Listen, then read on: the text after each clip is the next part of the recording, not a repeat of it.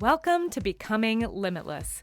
This is the podcast for entrepreneurs who want to optimize their life for freedom. I'm going to teach you how to upgrade your health, money, and mindset so you can have more energy, time freedom, and financial independence. I'm your host, Tanessa Shears. Let's jump in. Welcome back to the Becoming Limitless podcast. All right, I had so much fun creating today's episode. I had this idea of a report card for our sleep because I love talking about sleep, and I was scrolling back through episodes and it has been a hot minute since I've talked about sleep on the podcast, and we know it's one of the most important things we can do for our brain and our energy and our business. And I was like, okay, how can we make this fun? Wouldn't it be fun to have a report card like you did back in school that tells you how you're doing and what you need to work on? Well, that's what I've done. So today we're going over the Entrepreneur's Sleep Report Card. This might be the hands down most jam-packed episode on my entire podcast when it comes to sleep. Now, I've got to say, I've done 20 other episodes on components of sleep, like your circadian rhythm, your chronotype, REM and deep sleep. And you can find those scattered all throughout the podcast. Just, pretty much search Becoming Limitless podcast and sleep and you'll get all those. But I wanted to kind of make a overview checklist. Now, we're not going to be going into the details of why these things necessarily are on this list. Those are in the other episodes, but I'm just going to be giving you hey, this is what your checklist is for amazing sleep. So you can have a neutral evaluation of how you're doing. Where do you need work? Does your sleep need a lot of work, right? Because here's the deal. Sleep, I think, is the single best thing you can do for your productivity and your performance in your business. If you care about your brain and you care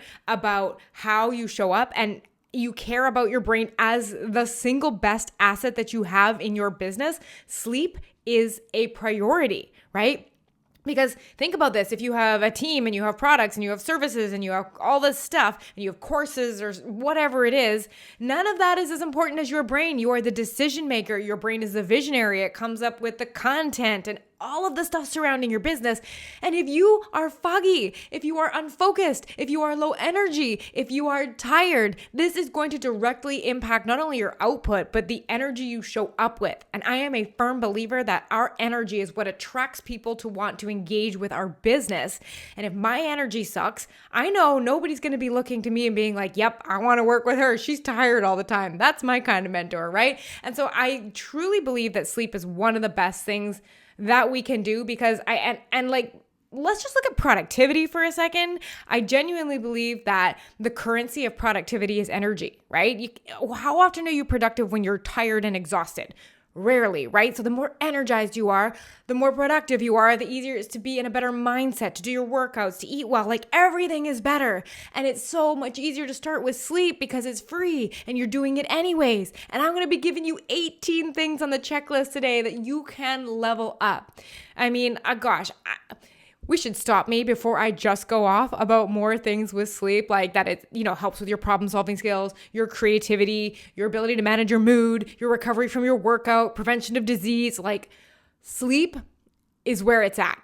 And the cool kids know that. So the fact that you're listening to this episode, something called the Entrepreneur's Sleep Report Card, I like you. And you probably are a fan of the podcast. And if this is your first episode listening, welcome. You're going to love this episode. So here's the goal for this episode. I'm going to be giving you the roadmap for amazing sleep, like a checklist. And it's going to be in the format of a fun report card. And you are going to get all of the what to do. This is pretty much exactly what you would need to do to have amazing sleep. And you don't even need to do all of it. And you'll see at the end, we got to keep score because I'm going to divide it into a point system at the end. So you can kind of get a bit of a ranking on where you are. It will make it fun. So once you've gotten all of these strategies, having the strategies is one thing, but I'm just going to say this. If you need help with the implementation of what you're learning, or you need help with the mindset that goes into creating the identity of someone who values their health, or the mindset behind consistency, or you need help with making this a repeatable database system that you can do in your busy seasons, when you're on vacation, when you're with your kids, all of that kind of stuff, I would highly recommend you to join my program, Becoming Limitless. because sleep is just one of the things that we work on. And in this program, it's for 6 and 7 figure entrepreneurs who want to double their energy and focus. We use wearable tech and data, and we create systems for our health that are repeatable, sustainable, and we can stay consistent with. And it's not only just the what and the strategy, but we marry that with coaching, because coaching is what really helps us understand who we are and why we do what we do, so that we can start creating action plans to take steps towards becoming who we want to be. Right? And making, really exploring the way we think about things, because having action steps is helpful 100%. That's the strategy component of it.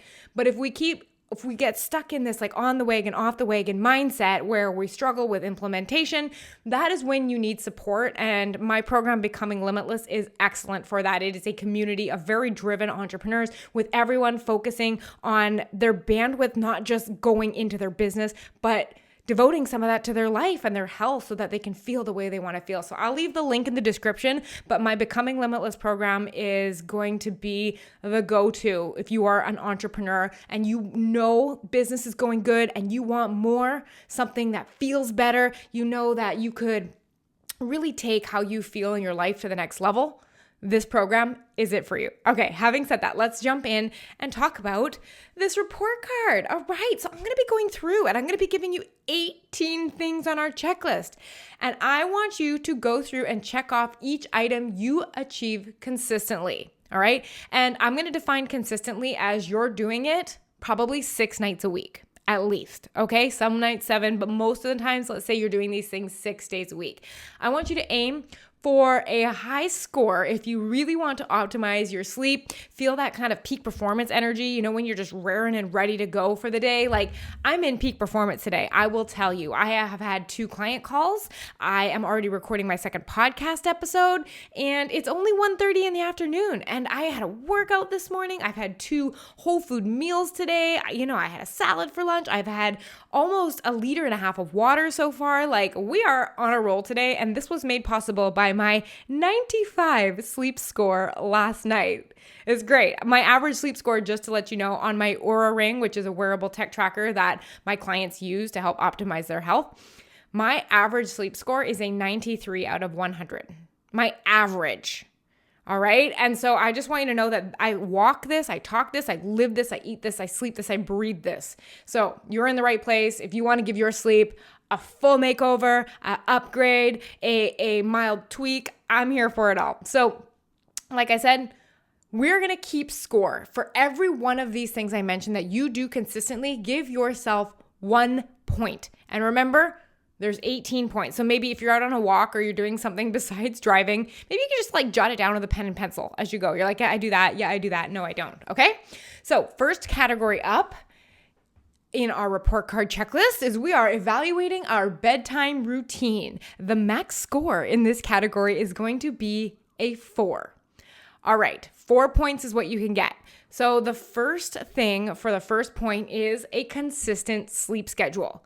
Are you going to bed and waking up within a 1-hour window every day? So what this might look like is I turn my lights out between 9 and 10 p.m.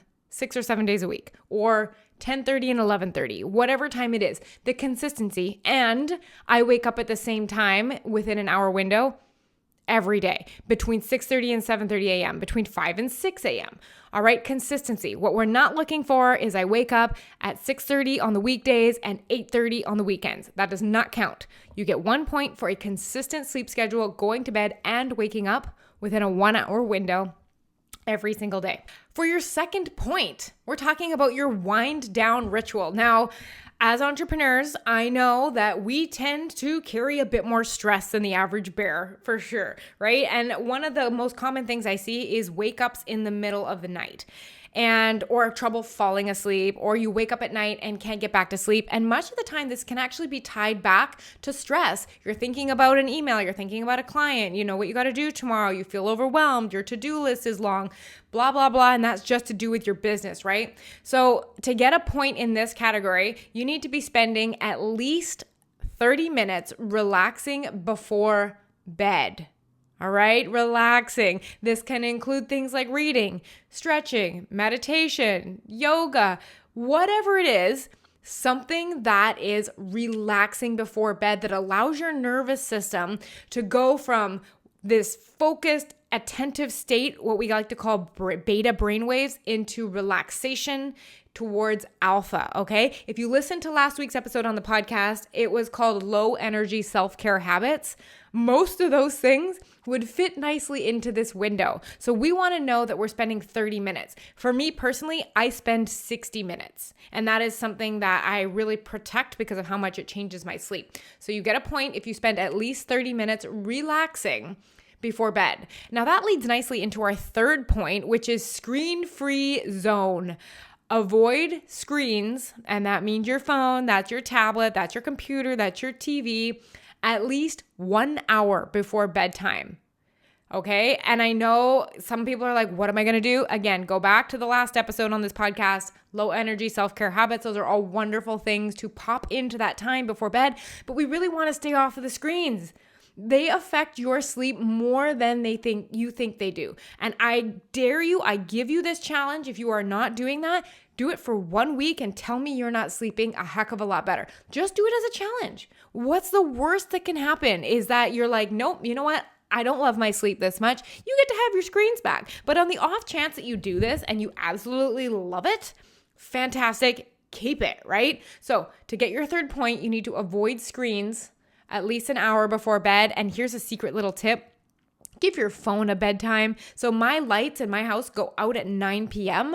I put my phone to bed by 7:45. What that means is it goes on silent mode, airplane mode, face down, and it stays in the bathroom. It comes nowhere near my bed because if it does, two things happen. I end up back on my phone, scrolling, probably picking out my next Peloton workout, and it's on the screen. That light is disrupting my sleep and my brain's ability to wind down. And then I also wake up and I'm on it first thing in the morning, right? So if you don't have to put your phone in the bathroom, but it needs to go to bed well before you do, okay? So give it a bedtime, put it in a bed, give it a spot, okay? Your fourth plan as part of your bedtime routine is to plan ahead, right? If you are someone whose head feels really busy and like it's holding a lot of to-dos and there's so much going on and you feel like your brain is overwhelmed at the end of the day, you might really benefit from creating a to-do list or brain dumping all of your thoughts at the end of the day. So you get a point if you do this, you find some way to offload all of the excess thoughts and to-dos, and you find a little notepad that you can write it on. If you are someone that doesn't particularly need to create a to-do list or wind down or anything like that or brain dump, I don't. But what I do that you can give yourself a point for in this category is prep for the next day. And what I mean by this is, in my case, if I pick out my workout and my workout clothes and I put them and get them ready, that sets me up for the next day. Because if I don't do that, I waste an extra 20 minutes in the morning. I usually show up late to my workout and sometimes it gets skipped and I don't love that. So for me, if you don't need to do a brain dump or a to-do list, plan ahead might include getting a point for prepping the stuff you need to prepare for the next morning. This might even for you look like preparing lunches for the kids or lunch for yourself or having breakfast stuff ready or whatever it is, okay? Plan ahead, 1 point. So bedtime routine category, 4 points. Do you have a consistent sleep schedule? Do you do at least 30 minutes winding down? Do you have an hour screen free before bed? And do you plan ahead somehow? Those are your 4 points, okay? All right, next category, we're moving on to sleep environment. There is a possible total of 4 points in this category. Number 1, do you have a comfortable mattress and pillow, right? You need to make sure it supports your body and your neck, and make sure you are comfortable, because if you have the wrong pillow for your sleep position and you are uncomfortable all night and you're rolling around, your neck's in a funny position, you're likely going to be sleeping a lot more restless, waking up with sore neck, sore back, sore shoulders. And because there's actually a difference in the pillow you use, whether you sleep on your back, your side, half side, your stomach, right? And I want you to think, actually, you know what I'm going to get you to do? Just go on Google and have a look, be like, I'm a side sleeper, and looking at types of pillows. If you scroll way back in my episodes, I honestly think it's like way back at the beginning, I did an entire episode on your pillow. It's episode 23, biohack your pillow. It's got some gross stuff in there I found out about pillows. I'll never have the same relationship with pillows. But episode 23, go and listen to that because it's important to know that you have the right pillow, that you have the right mattress to support you.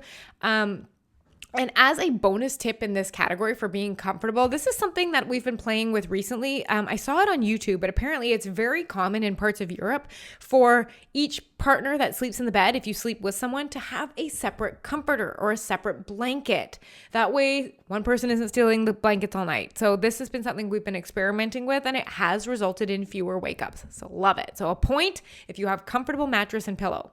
The second point in this category is going towards having a cool bedroom temperature. If you wake up frequently during the night, your bedroom may be too warm. And on top of that, if you sleep in a warm environment, your body does not get to recover properly, and your HRV, that's your stress rating on your body, it stays lower, all right? So we want to keep your bedroom around 65 to 68 degrees Fahrenheit, or in that kind of like 17, 18, 19 degrees Celsius range. This is going to be independent for everyone. Some people will sleep well warmer, some people sleep well cooler, but I do recommend that if you're like, nope, I sleep better at this time, unless you have experimented with different temperatures, be open to experimenting. Because I'm going to tell you, like in Canada, well, air conditioners are not nearly as common as in the States, partially because our weather used to never get as hot. So most houses are not built, older houses like the one we're in, does not get built with air conditioning in there. So I will tell you that when we went to Panama and we had AC in the room all the time, I slept like a baby. And so I really do miss that. So we always have like 1 to 2 fans on here. Sometimes we have an AC on here in the summer, like a window portable one. But your bedroom temperature makes a huge difference. So a point if you keep your bedroom around that, 67, 68 Fahrenheit mark, 18, 19 Celsius mark. Point number 3 goes towards the darkness of your bedroom. If you use blackout curtains or a sleep mask to keep the room dark, you get a point. I can't tell you how many clients I've worked with over the years have just the regular like slat blinds or like sheers or just regular curtains. And you would be amazed how much sleep quality improves when you actually sleep in a very dark environment. So really easy to get some blackout curtains. Make sure they are like hotel blackout quality and you cannot see through them. You can't see light through them at all, or get a sleep mask to keep the room dark. Your fourth sleep environment point is going to go to your like quietness, or I call it like the soundscape. So if you use earplugs or a white noise machine to block out the noise, get a point for this. Because if you live near a loud street, if you have a partner that snores, if you sleep with a partner that gets up in the middle of the night, if you have a dog that gets up and moves around, if you have a pet that makes noise in the middle of the night, these are all things that can actually disrupt the quality of your sleep. And in those early morning hours, 3, 4, 5, 6, 7 a.m., you are way more likely to get woken up by sound, and this destroys so much of your sleep quality. So if you are able to use earplugs or a white noise machine to block out noise, this is such a great play. I mean, I have a sound machine. There are 3 of them in our house, one in each of the girls' room, one in ours. Some people use like an AC or a fan. I've had clients who have soundtracks on Spotify that they go to.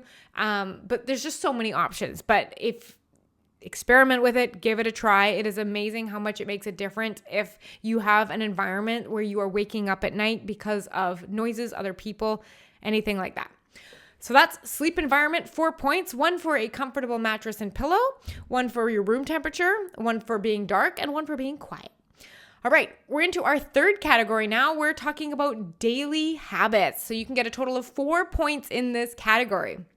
So the first daily habit is regular exercise. Now, the reason this is so important is because regular exercise has been tied to sleep quality, and you tend to sleep deeper, get better quality sleep, and longer when you exercise. So engaging in moderate exercise, something that gets your heart rate up, something that works your body for at least 30 minutes 3 to 5 times per week is what is going to get you a point in that category. You can keep it varied. Do you want to do yoga? Do you want to do cardio? Do you want to do strength training? Like, you get to choose, but you're moving your body at least 30 minutes, 3 to 5 times per week. My only recommendation with this is make sure you finish your workout at least 3 hours before you want to turn your light out, because if you work out too close to bed, your body does not get enough time to quiet down for you to have highly effective sleep. So get the point in this category. You want to do 30 minutes, 3 to 5 times per week, making sure that you wrap up your exercise at least 3 hours before sleep.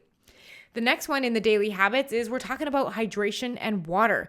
So we want to make sure that we drink enough water throughout the day, but limit intake before bed to avoid all those nighttime trips to the bathroom. Now, how much is enough water? Well, this is going to change for everyone, but the average person should consider taking in around 80 ounces of water per day.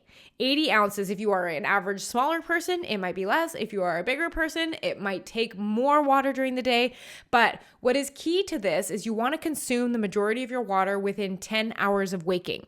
2 reasons for that. Number 1 is you wake up dehydrated. You need that water to have brain clarity, brain energy, brain focus, right? So get that water going right off the bat. The other reason is if you consume the majority of your water within 10 hours, the first 10 hours of the day, then you're not playing water catch up when you realize how dehydrated you are at night. Because if you're like, oh my gosh, it's 7 o'clock at night, I'm so thirsty, I didn't drink today, I guarantee you're going to be up going to the bathroom in the middle of the night, and that is just not effective for your sleep. So if you want to make it nice and easy, a glass an hour every, on average, hour for the first 10 hours of the day. If you wake up at 6, you are drinking water until 4. Anything after that is sips, okay? You don't want to be guzzling water before bed. You want to be hydrated, but also keep it in the beginning part of the day if possible, unless, of course, you're exercising late at night, but then use your discretion. Habit number 3 that falls under daily habits is natural light exposure. So you can get a point if you get at least 15 minutes of morning light exposure. So it's going to vary a little bit depending on if it's sunny or cloudy. Honestly, 5 minutes of a bright sunny day will do the job. 10 minutes on a cloudy day, 15 to 20 minutes on like a really dark gray rainy day.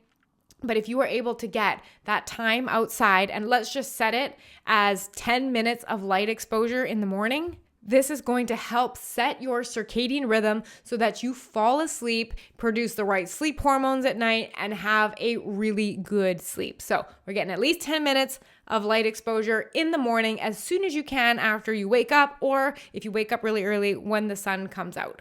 The 4th daily habit to get a point for is around work boundaries.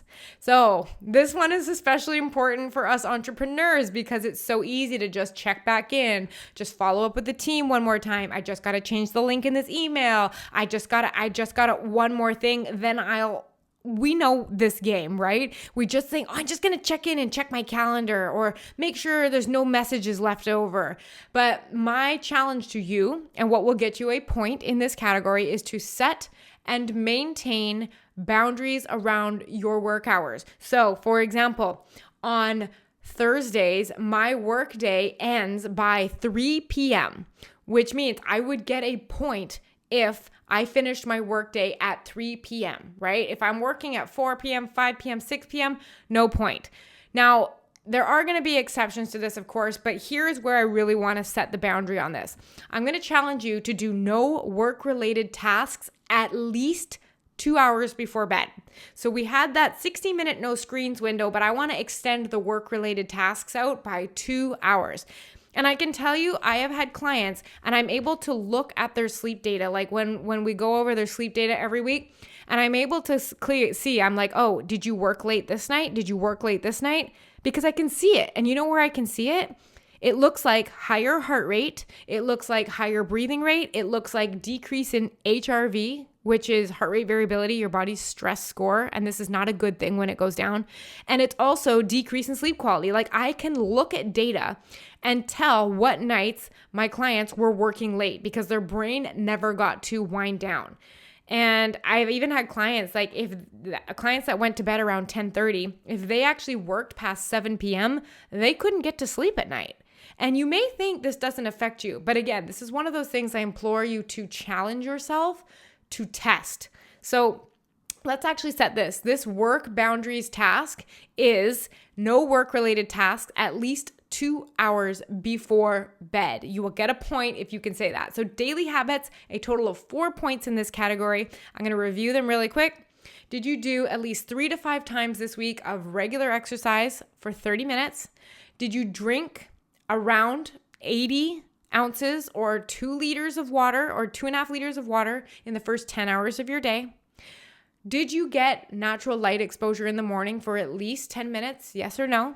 And did you close down your work-related tasks and thinking about work at least 2 hours before bed? This includes messages, trying not to think about work, all of it. All right? So that's daily habits. Hey, quick interruption. Have you ever wondered how to supercharge your mornings and have sustainable energy all throughout the day in your business? Well, dive into my playbook with 12 biohacks designed for entrepreneurs like you. You can boost your energy, sharpen your focus, and transform your productivity in your business with my free guide, 12 Ways to Biohack Your Energy. You can maximize your day starting right now. The link to grab it is in the show notes. We have 2 more categories to go, 1 more big category and 1 more little category. So this category is all about sleep hygiene, and you can get a total of 5 points in this category. So you can get your first point from what I call napping smart. So if you don't nap at all, you can just give yourself a check on this one. It's kind of a bit of a freebie. But if you do nap, we want to avoid long naps. And long naps are considered anything that's like 30 minutes or longer, okay? You want to avoid long naps during the day, especially in the afternoon. This really affects your ability to have high quality sleep at night and even fall asleep and stay asleep. I'm not going to get into it too much, but I did an entire episode on napping. Episode 111 is called The Ultimate Entrepreneur Power Up. It's about how to strategically nap to boost brain power. Naps are not a bad thing. Like, I don't want you to think that and think you should eliminate naps. Naps are a great thing, but they need to be done the right way. Usually you're looking at naps that are no longer than 20 to 30 minutes and that are at least 6 to 8 hours before bed. It's usually sometime in the afternoon, right around 2 p.m. So again, go listen to that episode if you're a napper, but if you do not nap, you get a point. And if you do nap, you're making sure that you're avoiding naps that go longer than 30 minutes and usually that go any later than 3 to 4 p.m. in the afternoon. Your second point is going to come from blue light filters. So we want to be using blue light filters on your devices. I honestly start using them like if my bedtime is lights out by 9 p.m., all of my devices start turning color 2 hours before bed. So we know that we don't want to be using screens in the hour before bed, but this is what really helps us, our brain start winding down and getting ready for sleep. So there's a couple ways to do this. If you can put a blue light filter on your phone, that is great. On iPhone, I believe it is called Night Shift. There's another one on Android. I can't remember the name of it right now, but basically you can go into your settings and remove any of the blue light and turn the entire screen really warm and really red. The removal of the blue light helps foster amazing sleep. If you are on a computer, there are apps that you can download. One of them is called Flux, but it's like spelled F.Lux. Lux. It's a free thing that you can put on your computers. I know that it's definitely for Mac. I'm not sure if it's for Windows. And there's also one called Iris Tech. All these things are great to have. You can get them and put them on smart TVs. You want to be sure that you're filtering out that blue light to protect your brain. Another really cool way you can filter out blue light is through getting blue light blocking glasses. Now, I'm not talking about the films or the filters that come on your regular glasses. I'm talking about glasses that actually have deep orange or red lenses on them. If you can look through your blue light glasses and see the color blue, they are not blue blocking. If you look through my red lensed glasses, you can't see the color blue, right? That's the point. So I think overall we should just put those night shift modes and the blue light filters onto our phones, set it on a timer so that it automatically turns on 2 to 3 hours before you want to be asleep. Set your computers, set your TVs, do all of this as a set and forget. And then of course, if you need to be somewhere with bright lights, consider investing in a pair of red lens or deep orange lens blue light blocking glasses. So to get a point in this category, at minimum, you want to make sure that you have those blue light filters on your phones and tablets and things that you may be using in the evening. Your third point in the sleep hygiene category is going to come from your diet and your food. And specifically, we're going to be talking about the timing of your food. To get a point in this category, I want you to finish eating your last bite of food or your last caloric beverage a minimum of 2 hours before sleep. And with a caloric beverage, I mean things like if you happen to have milk or juice or pop or whatever you have in your diet, we do not want to be eating any or drinking any of those 2 hours before sleep. They really disrupt your body's ability to wind down. So actually, you know what? As a bonus for this one, if you can get up to 3 hours before bed without eating, you are going to notice a difference in your sleep quality. So I go to bed at 9. I make sure on, I would say 95% of my days that I finish eating by 5:30. That actually gives me a 3.5 hour window to digest my food so it doesn't disrupt my sleep quality. Super easy thing that you can do. And if this one feels like it's a little challenging to start, you can always do it incrementally and move it back from bed. But this one makes a huge impact on sleep. So you get a point in this category if you are wrapping up your last bite or drink, except for water, a minimum of 2 hours before sleep. Your fourth sleep hygiene point will come from limiting alcohol. And I know everyone has different relationships with alcohol, and that is your thing. But I'm here and I'm coming from a place of science and a place of fact. Alcohol ruins your sleep. It completely obliterates REM sleep, which is rapid eye movement, and that is responsible for your ability to creatively think, to problem solve, to have emotional management, to be able to have long-term gratification. So many of these things are tied to alcohol, right? Because of how it affects REM sleep. On top of that, your sleep will be disrupted, even if you feel like you can fall asleep faster. So not only does this show up as ruined sleep quality, but you really start to see a decrease in or an increase in wake ups throughout the night. I heard it best. I was listening to a podcast with Dr. Mary Claire Haver. She is an expert in postmenopausal and menopausal treatments for women. I did a whole episode on that. I think it was episode 130. Where I interviewed a menopause expert and then talked about this episode with Dr. Mary Claire Haver in episode 131. But alcohol ruins sleep, and she said it this. She said, if you choose alcohol, you choose not to sleep, and this is especially potent for perimenopausal and menopausal women, which basically means if you are over the age of 40, alcohol is a choice not to have good sleep and a choice to be foggy and tired and all of this. Like, even if we think it's not affecting us, it is. And it's so interesting when I equip my clients with Oura rings and they then try to improve their sleep and then they also try to drink at the same time, they see so clearly the rather large impacts on sleep, the stress it adds to their body. The fact that it takes most of my clients, their bodies, 2 to 3 days to get back to normal statistics on their heart rate, on their breathing rate, on their heart rate variability after one night of drinking, even as little as 2 drinks. So in this category in general, limit alcohol. I'm gonna give you a point if you do not drink before you sleep, right? If you do choose to drink, try your best to make sure it is at least 3 to 4 hours before sleep so your body has a chance to metabolize it so it doesn't affect your sleep so heavily. But to get a point in this category because of the effect of alcohol on sleep architecture and quality, to get the point here, we will have to say no alcohol in the evenings before sleep. The fifth and final category in the sleep hygiene section here is to limit stimulants, and specifically we're talking about caffeine. To get the point in this category, you want to make sure that you finish your last caffeinated beverage at least 10 hours before sleep. So for example, if I go to sleep at 9 p.m., I want to make sure that 11 a.m. is the last time I consume any form of caffeine. This can be from caffeinated teas, this can be from energy drinks, this can be from coffee, however it shows up for you. Now, if you go to sleep at 11 p.m., you want to make sure that you're wrapped up around noon or 1 p.m. Like, to be honest, if you're asking me for the most effective thing, I would say at least 12 hours before sleep. So that's your bonus. But to get the point, you want to make sure you wrap up caffeine at least 10 hours before sleep. And if you want an extra bonus, try quitting caffeine altogether. And I know if you are a caffeine lover, your inner soul probably went, quit caffeine altogether.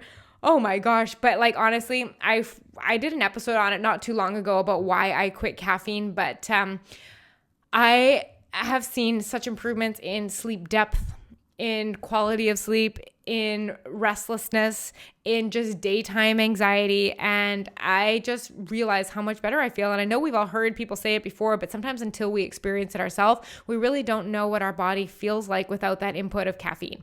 So in the sleep hygiene category, you can score a possible 5 points, and you get one if you either don't nap or you make sure that you have shorter naps in the earlier afternoon only. If there is a blue light filter on your phone, if you wrap up eating at least 2 hours before sleep, if you do not drink before you go to sleep, and if you limit stimulants, so 10 hours at least before you go to bed, you do not consume anything caffeinated. So that gets you your 5 points. One more category to go, and this one, you only get 1 point in this category because there's only one, and that is using smart sleep technology. Now, in my opinion, the state-of-the-art technology when it comes to rest, recovery, and sleep is always going to be, at this point and recording this, is the Oura Ring. It has been compared for accuracy to polysomnographies and ECG data, so that's basically sleep studies and heart rate graphing, for accuracy. Now, it's not to say this is 100% accurate. However, it is the most accurate technology that is on the market right now. Having said that, that doesn't mean other pieces of technology are not worthy of sleep tracking. I have heard wonderful things about the Whoop. And I also every night wear a Fitbit to bed. And yes, the Oura and the Fitbit data is different. However, it is good enough if you are in that stage right now where you are like, I don't know if I want to fully commit to an Oura Ring, but I want to track my sleep. Like, I just have a basic Fitbit Luxe, and it really does do the job. If you're going back and forth on like, should I get an Oura Ring or not?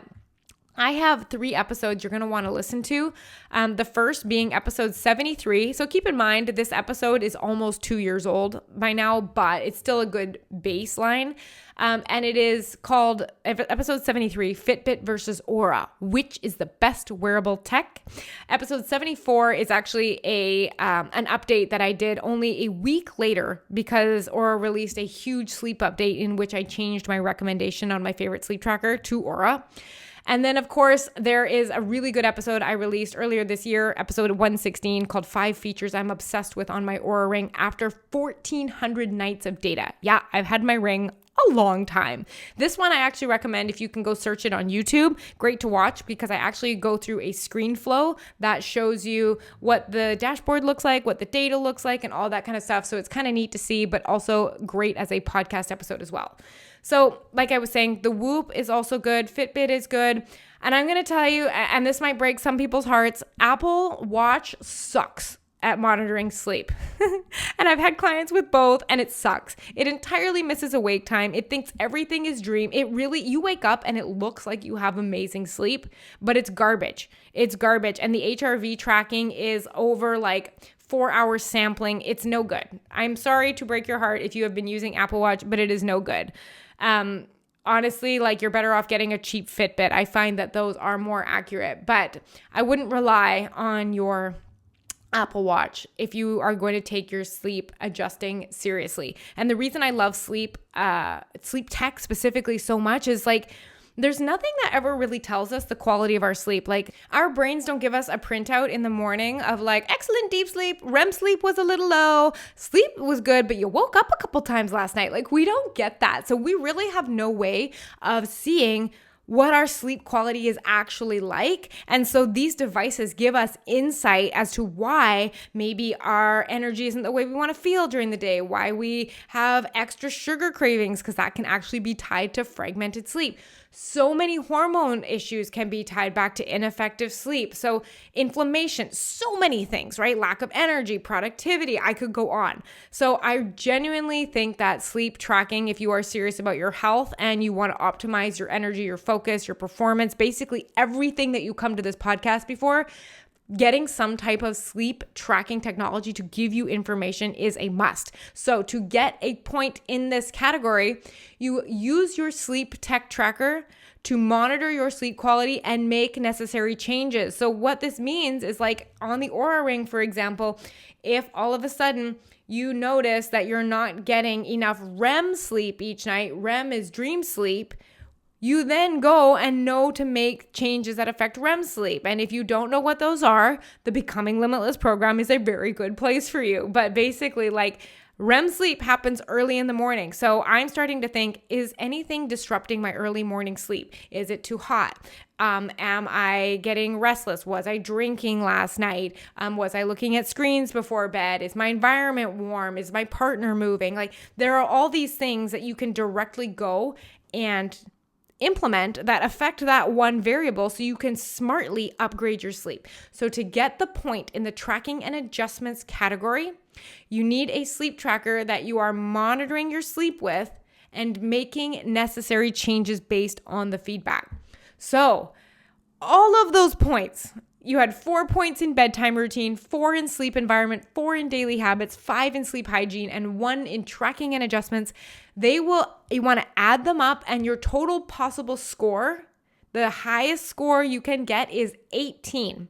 Now, you may not be getting points in all these categories, but I'm going to give you, I just made this for fun, a little bit of like a how did you do based on your score. And it kind of reminded me of, I don't know if you used to, I mean, maybe you didn't, but I used to love to pick up copies of Cosmo magazine or Cosmo Girl magazine or Girl's Life from the library when I was a teenager. And they always had all those quizzes you could take, and you added up like how many A's you got and how many B's you got. And it would tell you, your best hairstyle or your best nail polish color or whatever it was. That's what we're going to do here. So we're going to make it fun. So add up all of your total points that you got, okay? For a max score of 18, here's how you did. If you scored from 0 to 7, you fall into the category that we're going to call a sleep novice. And what that means is it's time to prioritize your sleep for better performance. If we're scoring only 0 to 7, there is an awesome opportunity for work to do with your sleep. If you scored between 8 and 11, I'm going to call you a sleep apprentice. You want to focus on some of the areas you're missing, but you got a good start going on. If you scored between a 12 and a 15, I'm going to call you a sleep pro. You're doing well. You've got a lot of the things going, but there's still a little bit of opportunity for improvement, but we want to high five you for doing well. And lastly, if you scored between 16 and 18, you're a sleep master. You should probably be doing my job and you're crushing it. So you want to keep up the great work if you're scoring between a 16 to 18. And on average, you can score yourself every day, or you can look back over the past week and be like, okay, if 7 out of 7 was 100% and I'm looking for, 6 nights a week, what are my scores? How did I score over the past week? Am I sleep master? Am I sleep pro? Am I sleep apprentice or sleep novice? So just a fun little way to score yourself based on how many points you got in each of those categories. Now, let's talk about tips for improving, because I just dumped 18 very helpful, but it's a lot. There's a lot of things that go into a good sleep, right? And obviously, some of these will be more important than others, but I want you, if you're like in the sleep novice category or sleep apprentice and you're like, oh my gosh, I don't do so many of these things, I want you to gradually incorporate 1 or 2 of these habits each week. Particularly if you're feeling like you're really like, I'm overwhelmed by this. It's okay. It's fun, right? This is an experiment. This is supposed to be fun. Everything we do with our health is fun. We get to do this, right? It gives us more energy. This can be fun if you let your mindset be that. So what I want you to do is I want you to pick 1, max 2 of the habits that you did not score a point on. And I want you to practice those until you are consistent. And what consistent means is maybe 2 weeks in a row, you have scored a yes in that category. When you are a yes, you can add another habit. Okay, so you're gradually going to be incorporating them. And I also want you to celebrate the fact that all the ones you are doing, right? I mean, some of this is going to be really new, but there's this book that I read and it's called The Gap and the Gain. And it basically says our human brains like to focus on, let's say you got a score of 8 out of 18. Our brain likes to focus on the 10 points you didn't get rather than the 8 points you did get. right? So I not only want you to acknowledge, I want you to spend more time acknowledging the 8 points you got and then start building that up to 9, right? Don't just stay focused on the 10 points you missed out on. And obviously, adjust your routine based on what works best for you. We've all got different circumstances, different businesses, different lives, different living situations, different kids of different ages. Like, you need to figure out what works best for you. And so if you need to slightly modify one of these habits that I have given you on your sleep report card, this checklist for amazing sleep, that's okay. Make it work for you. It has to be fun. That's the big thing, right? So I hope this episode has been fun and helpful, and you're just like, yes, I have all of this stuff to work on, but it is great because I'm so ready for this energy, clarity, and focus. Like, I am so excited for you to have this episode as a resource that you can like save and come back to over and over and over again as like the go-to episode, the checklist that you've always wanted for amazing, amazing sleep. I hope that you have a beautiful week. And if there is someone that you know would love this episode, can you share it with them? Or heck, if you loved it yourself, can you pop onto iTunes or Spotify and give it a review? I would be so honored, and it means so much if you would take that time, because it not only reminds me of like, hey, yes, you like the content that I'm creating, it is helpful, it is serving you, but also, I mean, other people then get to see it, right? Because iTunes loves to push it out to people who get more reviews. So thank you so much if you choose to do that. I appreciate you, and thank you. Have a beautiful week, and I'll talk to you next time. Bye. Hey, if you love listening to this podcast, then you have to come check out my coaching program, Becoming Limitless. Together, we'll build a sustainable system for your health that is based in science and data that fits seamlessly into your busy schedule. Join me over at TanessaShears.com/Becoming Limitless. I'll see you there.